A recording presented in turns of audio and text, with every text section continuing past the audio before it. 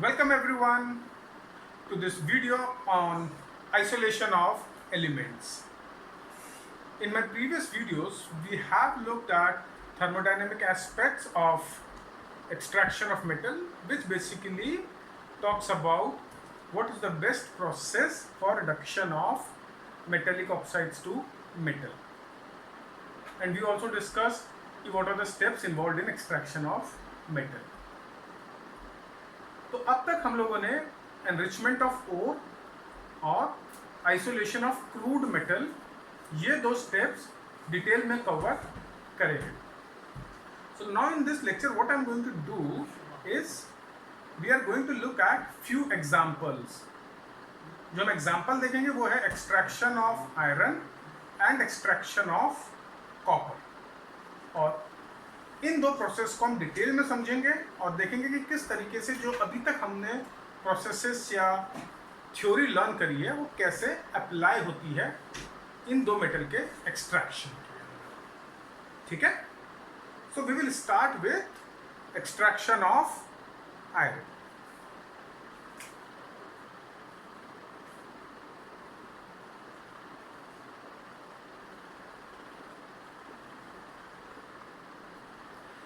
Iron के काफ़ी ores available हैं.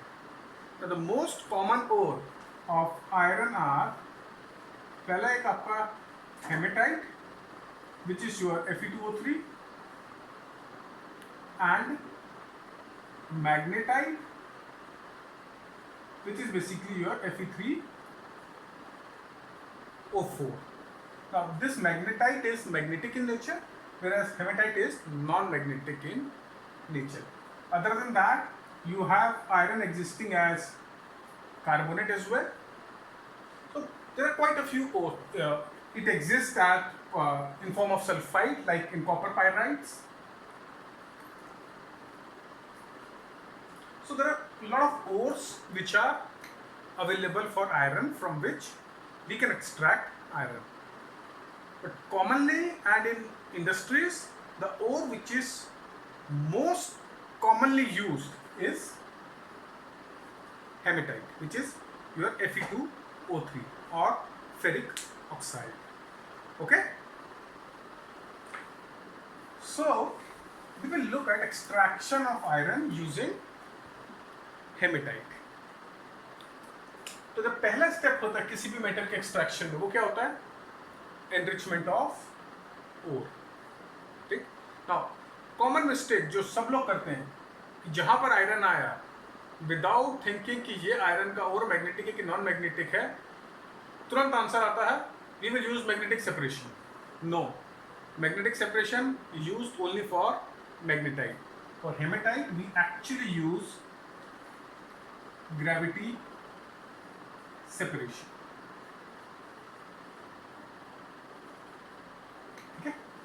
तो ग्रेविटी सेपरेशन से हम इसको एनरिच करते हैं.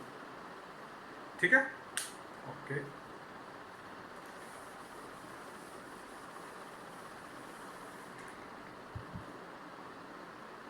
अब नेक्स्ट स्टेप समझने से पहले I briefly want to discuss with you the concept of flux and slag, because ये हम लोग यूज करेंगे. तो एनरिचमेंट ऑफ ओर, जब हम एनरिच करते हैं ओर को, so our motive is to remove the impurities which we call as gangue present in the ore. पर एनरिचमेंट से 100% impurities रिमूव नहीं होती है. कुछ impurities एनरिचमेंट ऑफ ओर के बाद भी ओर के अंदर रह जाती है. तो उन impurities को रिमूव करने के लिए we use फ्लक्स. ठीक है. अब जो इम्प्योरिटीज हैं, they can have either acidic nature और बेसिक नेचर. जैसे जब भी हमारा silica is present as impurity, sand, silica, SiO2, that is present as impurity, तो वो एसिडिक इन नेचर होती है. Whereas metallic impurities in the form of metallic oxides are basic in nature.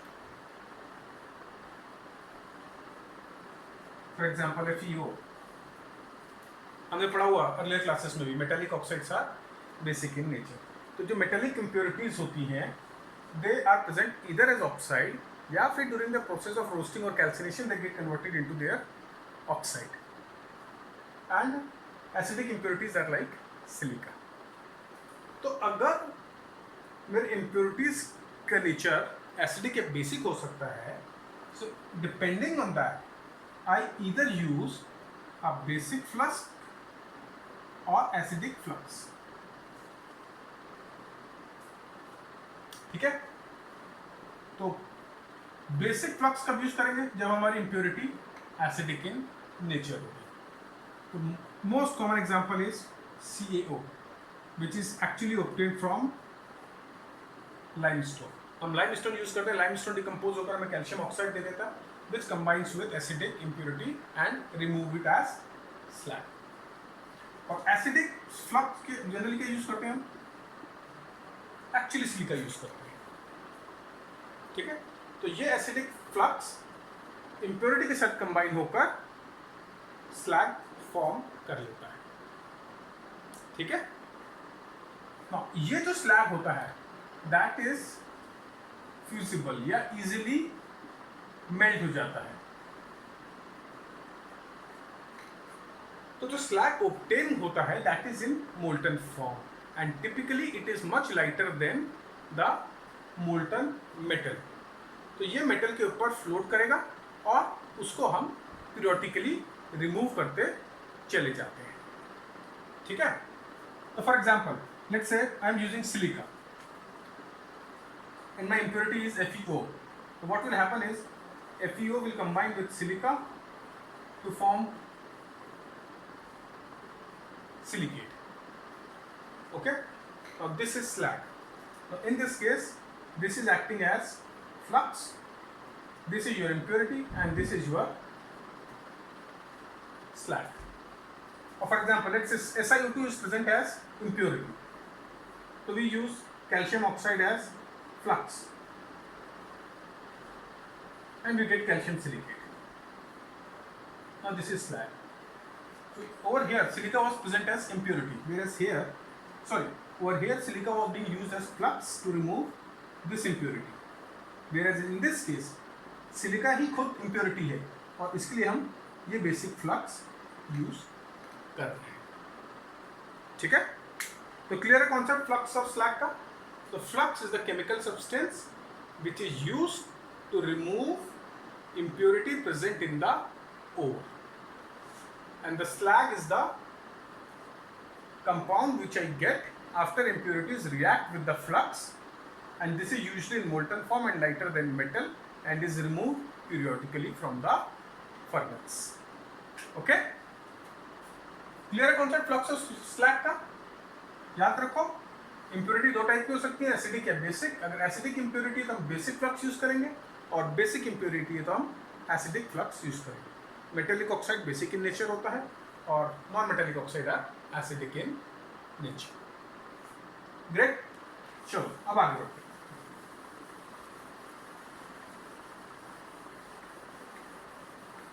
Okay, so now we have looked at कि hematite is enriched using gravity separation method, and we have also looked at the concept of flux and slag.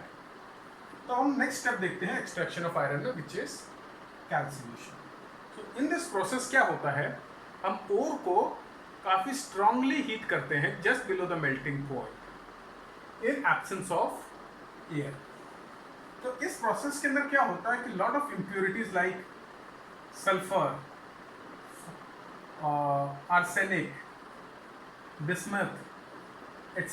get removed as their oxide. Sulfur will get removed as sulfur dioxide, arsenic will form its oxide, bismuth will form its oxide. So these impurities are removed as their oxide. Any moisture which may be present is also removed, and what also happens is that if there is any quantity of FeO in the ore, that also gets converted to Fe2O3. ठीक है, So FeO gets oxidized to Fe2O3. So this is what happens during calcination. Calcination में हम heat करते हैं ना, absence of air, volatile impurities like sulfur, arsenic, bismuth, etc. are removed as their oxide. Ferrous oxide gets converted into ferric oxide, and any moisture which may be there is also removed. So once calcination is over, then we subject the ore to a process known as smelting.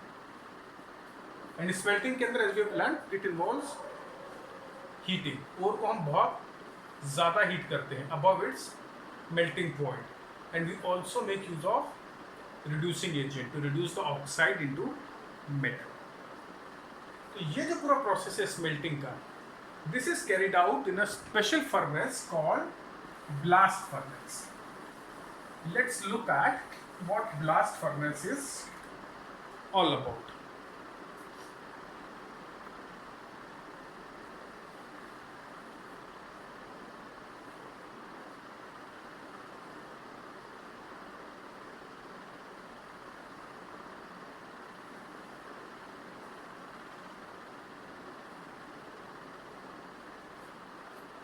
So this is how a blast furnace looks like.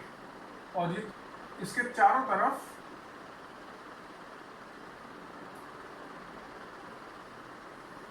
it is lined with bricks. ये बहुत ज़्यादा temperature होता है, तो we make use of material which can withstand heat. Okay? और यहाँ से हम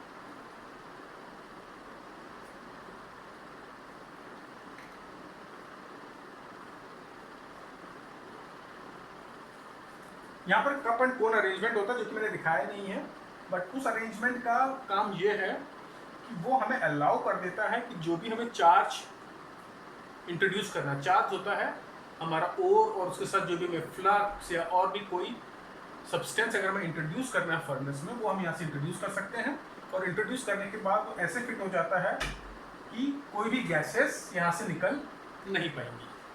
ओके, और ऊपर की तरफ यहाँ पर एक छोटी सी ओपनिंग होगी through which gases can move out. यहाँ पर पाइप्स होते हैं, narrow pipes, through which hot air is blown into the furnace, and this is where the molten metal accumulated. It is known as earth. ठीक है, और इसको actually बोलते हैं पाइप्स को टोयर्स.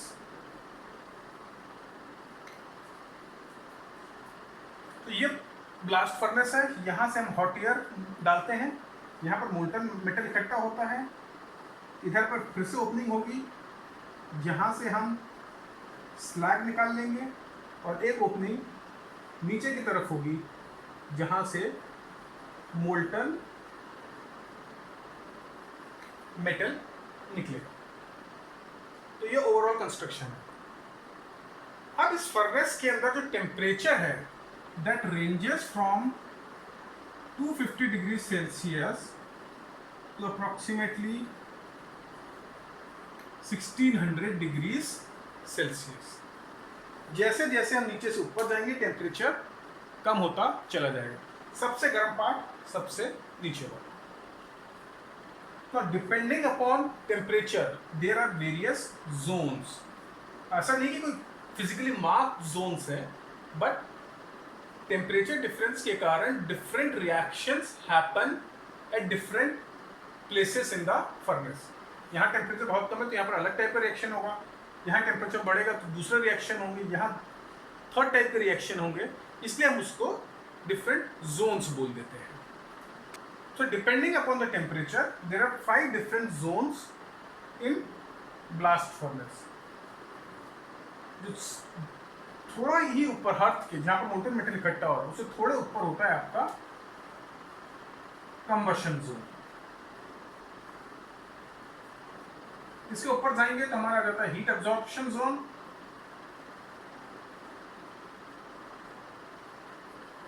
इससे थोड़ा ऊपर चलेंगे तो फ्यूजन जोन, स्लैग फॉर्मेशन और finally reduction.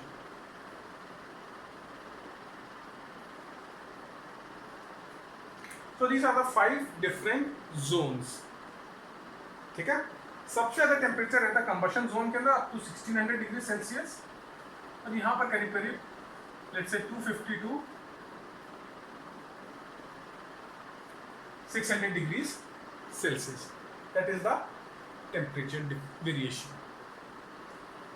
Charge consists of your enriched ore plus calcium carbonate or limestone. This is your limestone is added because limestone decomposes to give me calcium oxide, which will act as flux. So you can say this is a flux provider. Plus powdered coke. तो इन तीनों का mixture definite proportion के अंदर is inserted in the blast furnace और उसी time पे hot air इसके through blow की जाती है. तो all the combustion happens in combustion zone. और कंबशन जोन के अंदर क्या होगा, coke will burn in presence of oxygen to give CO2. ठीक है. And this is a highly exothermic process and in this process a lot of heat is evolved. यही reaction है जो इस फर्नेस के अंदर टेम्परेचर मेंटेन करता है, इसको हीट करेगा अच्छे से. ठीक है. This reaction burning of coke takes place in combustion zone. तो यहाँ पर CO2 फॉर्म होगा. अब CO2 being gas will rise upward. ठीक है. अब जैसे जैसे ये ऊपर जाएगा तो एक पॉइंट हीट एब्जॉर्प्शन जोन के थोड़ा ऊपर जाता है तो यहाँ पर इट विल मीट कोक, जो हम ऊपर से चार्ज हम डाल रहे हैं. तो यहाँ पर coke combines with carbon dioxide to produce carbon monoxide.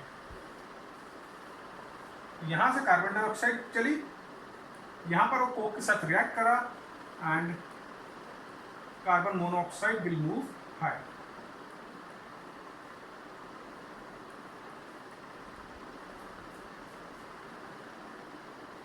ठीक है.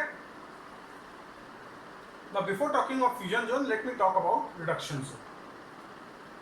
Extraction of iron के अंदर the main reducing agent is carbon monoxide. जब हम एलिंगम डायग्राम पढ़ रहे थे तब हमने देखा था at lower temperature carbon monoxide can reduce oxides of iron. At temperature below 1000 Kelvin carbon monoxide can reduce iron oxide or temperature above 1073 Kelvin coke can reduce iron oxide. तो higher temperature पर coke reduce करता है, lower temperature पर carbon monoxide. But extraction of iron के अंदर carbon monoxide is the main reducing agent. सारे के सारे reduction happens at upper part of the furnace at where the temperature is in the range 250 to 600 degrees Celsius. ठीक है. तो अब देखते हैं रिडक्शन जोन के अंदर क्या क्या रिएक्शन हो रहे हैं. सबसे पहले Fe2O3 combines with carbon monoxide to give you Fe3O4 plus CO2. Okay. Fe3O4 will give you FeO plus CO2. सब रिडक्शन है. देखो यहाँ पर इसकी वैलेंसी कितनी है और इधर पर इसकी वैलेंसी देखो. ऑक्सीडेशन नंबर चेक करो. यहाँ पर इसकी ऑक्सीडेशन नंबर है +2. यहाँ पर इसका ऑक्सीडेशन नंबर चेक करोगे तो आएगा 8/3 विच इज ग्रेटर देन 2. तो ऑक्सीडेशन नंबर कम हो रहा है, यानी रिडक्शन हो रहा है. And finally FeO combines with CO to give you Fe plus CO. So these are the three reactions which takes place in the reduction zone. This typically happens at around 300 degrees Celsius. This will happen at around 500 degrees Celsius, and this will happen at around 600 degrees Celsius. तो सबसे पहले आपका ferric oxide Fe3O4 में convert हो जाएगा, Fe3O4 ferrous oxide में convert होता है, and finally ferrous oxide gets reduced by carbon monoxide to give you iron. तो ये 3 रिएक्शन रिडक्शन जोन में होंगे, और इन रिएक्शन के बाद आपका मेटल नीचे की तरफ आएगा and it will enter slag formation zone. यहाँ पर क्या होता है, जो कैल्शियम कार्बोनेट है, यहाँ पर temperature is sufficient to decompose calcium carbonate to calcium oxide. Okay, यहाँ पर टेम्परेचर सफिशिएंट है कैल्शियम कार्बोनेट को डिकम्पोज करने में, और हमें कैल्शियम ऑक्साइड मिल जाता है। Calcium oxide acts as flux and it will combine with impurity which is silica to give you calcium silicate। तो ये तुम्हारा स्लैग फॉर्मेशन है। ये स्लैग फॉर्मेशन कौन से जोन में हुआ, स्लैग फॉर्मेशन जोन में। यहाँ पर पहले लाइमस्टोन डिकम्पोज हुआ, कैल्शियम ऑक्साइड मिला, कैल्शियम ऑक्साइड कंबाइन हो सिलिका के साथ to give you calcium silicate. अब और नीचे आते हैं, अब जैसे फ्यूजन जोन में आएंगे यहाँ पर टेम्परेचर और बढ़ गया। तो इस फ्यूजन जोन में क्या होता है कि तुम्हारा मेटल स्लैग सब कुछ मेल्ट हो जाता है, लिक्विड फॉर्म में आ जाता है। तो लिक्विड फॉर्म में होता हुआ ये फाइनली यहाँ पर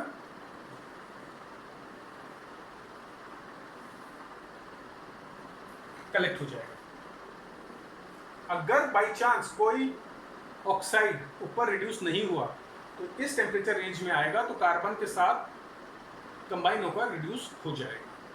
Most of the reduction happens over here, but it's possible that some quantity of FeCO might not have got reduced. तो वो इस वाले जोन में आकर कार्बन के साथ कंबाइन करके रिड्यूस हो जाएगा। अब तुम्हारा स्लैग लाइट होता है, तो it basically forms the upper layer, और जो नीचे वाली लेयर होती है that is of the molten iron. तो ये जो ऊपर वाली लेयर है इसको हम इस ओपनिंग से बाहर रिमूव कर देंगे, और मोल्टन आयरन को हम इस पार्ट से रिमूव कर देंगे। So this is how iron is extracted from its ore hematite, and this is the whole smelting process, and this is the furnace which is called blast furnace where this is carried out. Okay, so note down कर लो इन reactions को by pausing the video, and then we will take a look at few more things related to extraction of iron.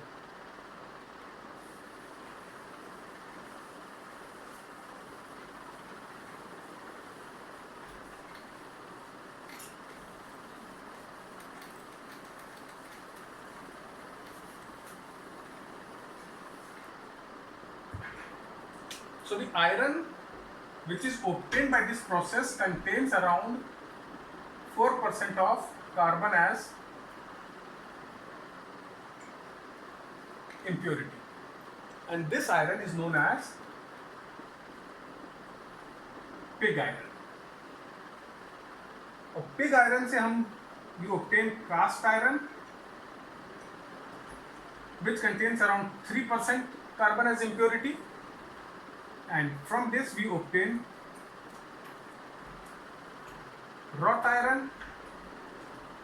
which is the purest form of iron and which contains roughly 0.1 to 0.3% carbon. तो pig iron हमें मिलता है blast furnace से, जिसके अंदर में 4% carbon impurity है।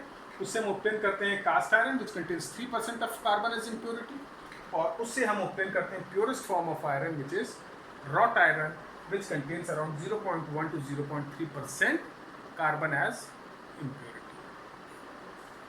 ठीक है? So this is what extraction of iron involves. Important चीजें याद रखो, carbon monoxide is the main reducing agent, hematite is the ore which is used, gravity separation used for enrichment of ore, flux used is calcium oxide which is obtained by decomposition of calcium carbonate, and it is used to remove silica which is present as impurity. ठीक? Great. Now, actually, if you go through material on web and through books, there is a lot of confusion regarding, where the actual reduction is happening, reactions involved. तो काफ़ी जगह बहुत सारे errors हैं. You basically go with what I have given you in this video और इन this lecture.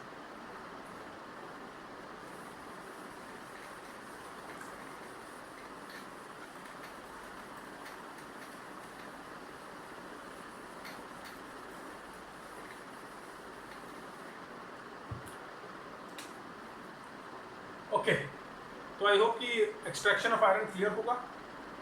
तो next metal देखेंगे जिसका एक्सट्रैक्शन हम स्टडी करेंगे, दैट इज कॉपर. और कॉपर इतना डिटेल में स्टडी नहीं करेंगे, थोड़ा ब्रीफ के अंदर, बहुत शॉर्ट के अंदर इसको हम डिस्कस करेंगे. तो पहली चीज, the ore which is use, typically copper is obtain from its sulphide ores and we typically use copper pyrite.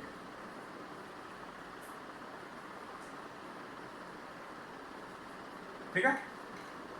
और हमने शुरू में पढ़ा था कि for sulphide ore we use froth flotation method for concentration और enrichment. So that is the process which we will use for enrichment of copper pyrite. ठीक है. इसके बाद next step is roasting. यहाँ पर roasting because it is non-carbonated. So this means heating it strongly in presence of air. So roasting this is carried out in reverberatory furnace, which is an open furnace. तो इसके अंदर क्या होता है, copper pyrite जो है, this will decompose to give you copper sulfide plus ferrous sulfide. तो जो कॉपर पाइराइट है वो ब्रेक डाउन हो जाएगा to give you copper sulfide and ferrous sulfide. Some part of ferrous sulfide will get converted into oxide and a very little quantity of copper sulfide may get converted into cuprous oxide. Now, जो question आपके दिमाग में चल रहा होगा कि roasting के अंदर तो we should have got oxides, तो उस केस में ऑक्साइड क्यों नहीं मिल रहा है? तो रीजन इज कि iron is more reactive than copper. ठीक है. इलेक्ट्रोकेमिकल सीरीज में देखोगे तो iron is above copper. So iron is more reactive than copper. That means iron will oxidize more easily than as compared to copper. That means जैसे ही Cu2s Cu2O form करेगा, iron उसे displace करके FeO बना देगा और इसको वापस reduce कर देगा Cu2s के अंदर. तो जब तक मेरे ओर के अंदर फेरस सल्फाइड प्रेजेंट है, it is extremely difficult to obtain cuprous oxide. Okay? So it is extremely difficult to obtain cuprous oxide as long as ferrous sulfide is present. Another important thing is इस roasting process में we that we will cover in the next step. तो ठीक है, roasting के अंदर we get copper sulfide and ferrous sulfide. Ferrous sulfide combined with oxygen to give you ferrous oxide, and a little bit quantity of cuprous oxide may be obtained. But it is difficult to obtain this because iron is more reactive than copper and it will displace copper from its oxide to form ferrous oxide. ठीक है. अब देखिए next step.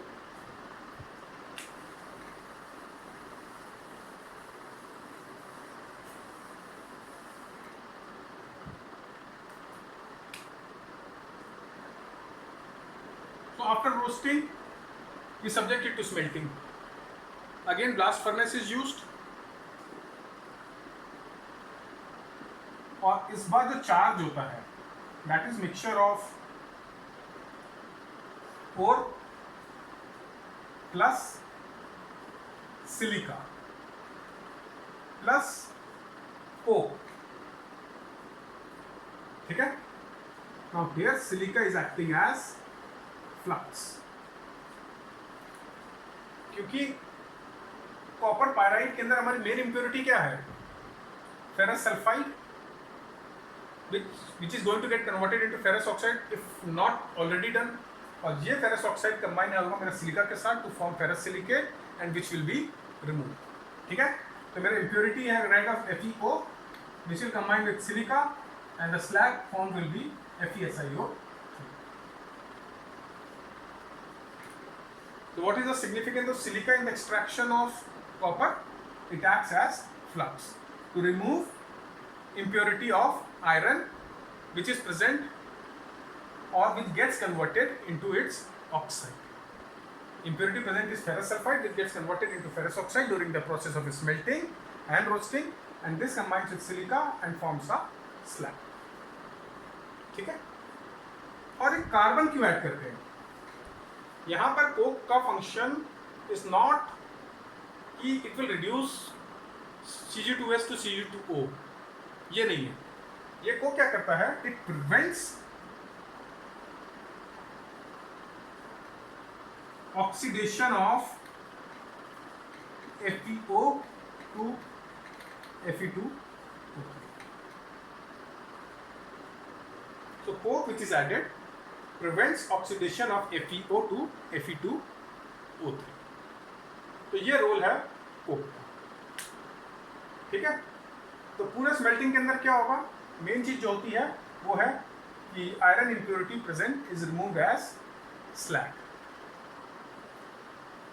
और जो हर तरह का यहाँ पर मोल्टन मेटल इकट्ठा होता है, उस जो मोल्टन मेटल इकट्ठा होगा that is basically a mixture of copper sulfide and a little bit quantity of ferrous sulfide. अभी भी बात में जाएगा थोड़ा.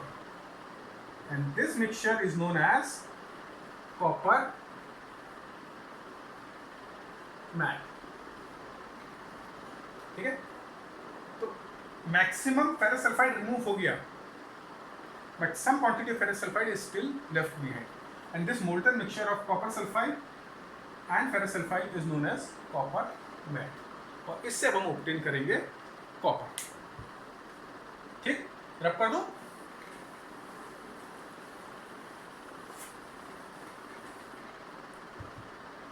And the final process is Bessemerization.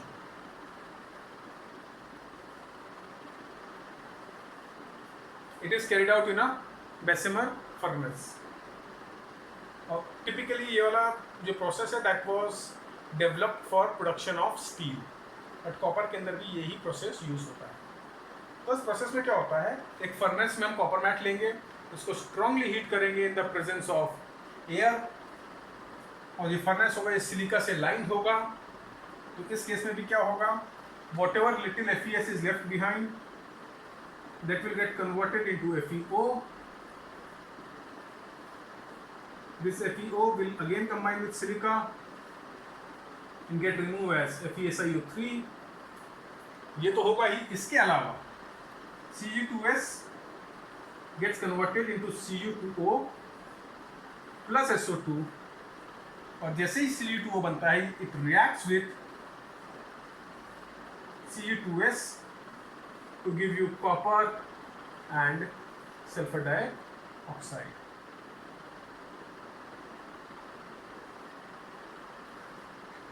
Okay, so this is the balance equation. और इसको बैलेंस करने के लिए I think we first have to balance this one.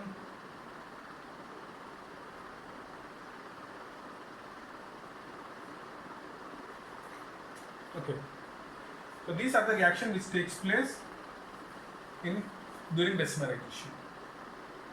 Copper sulfide will get oxidized to copper oxide. जैसे copper oxide form होगा, it will react with copper sulfide and give you copper and sulfur dioxide. This is known as self-reduction. And the copper which is obtained over here is known as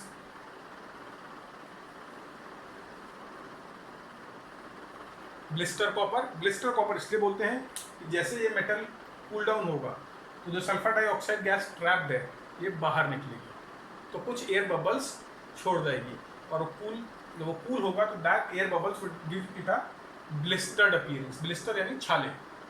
ठीक है, it will give that copper a blister appearance, therefore it is known as blister copper. So this is what extraction of copper involves. Important cheez, copper pyrite is the ore which is used. Flux used is silica.